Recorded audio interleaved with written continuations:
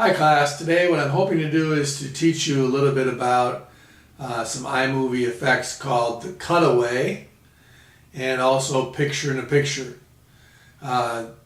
These effects are going to be most useful in your documentary project, but they're things you're going to have to be able to do whatever project you plan on including in your work. At the end of the quarter, everyone needs to be able to show me they know how to do a cutaway and a picture in a picture.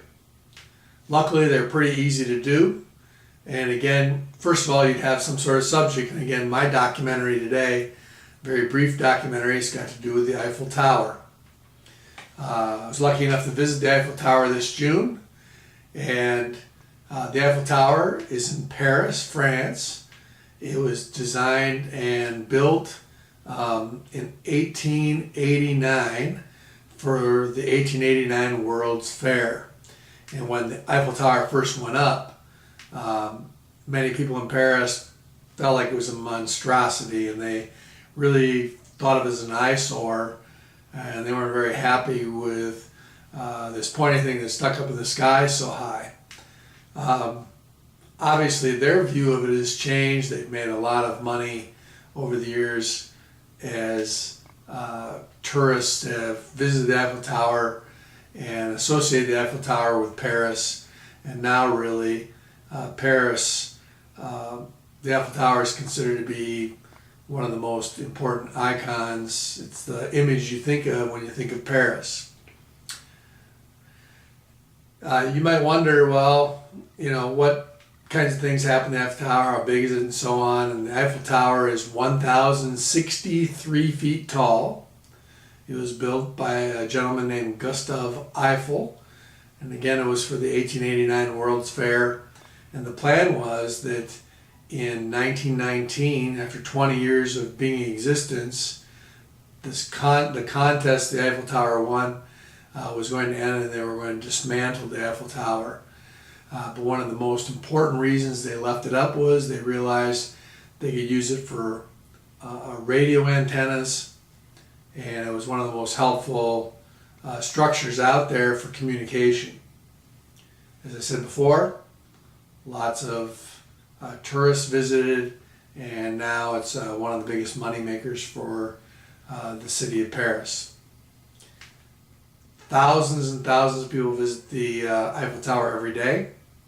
There are 3 levels.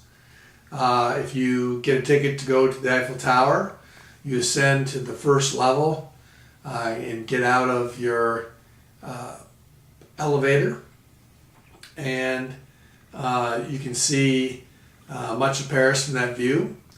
Then you proceed to get another line, head to another elevator, and head to the very top. And again, the top platform is somewhere in the neighborhood of 1,000 feet off the ground. It's a pretty crowded place, but you obviously can see all the city of Paris, and a clear day can see somewhere in the neighborhood of 50 to 75 miles outside of the city. Okay, but it's fun to be up there and notice all the landmarks, the other sites in Paris that you might recognize, like Notre Dame or the Arc de Triomphe. Each night on the hour, the Eiffel Tower is lit up. They've attached several lights, and as you can see from this picture, there are flashing lights that go on for about 5 minutes, 9, 10, 11 o'clock. When I was there, these pictures are taken about 10 o'clock at night, and even though it looks like there's quite a bit of darkness in the video, it was actually still fairly light out at 10 o'clock. Paris is actually quite a bit north of Fenimore, Wisconsin, and so being a little closer to the North Pole in the summer, they have a longer day, and the sun really went down for real a little closer to 10:30 at night.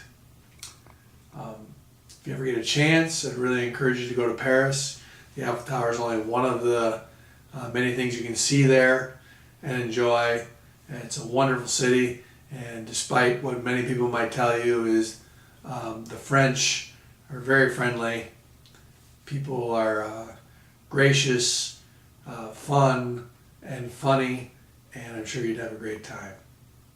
Hope this helps you a little bit, picturing in your mind what the cutaway and the picture-in-picture look like. Okay, good luck with your projects.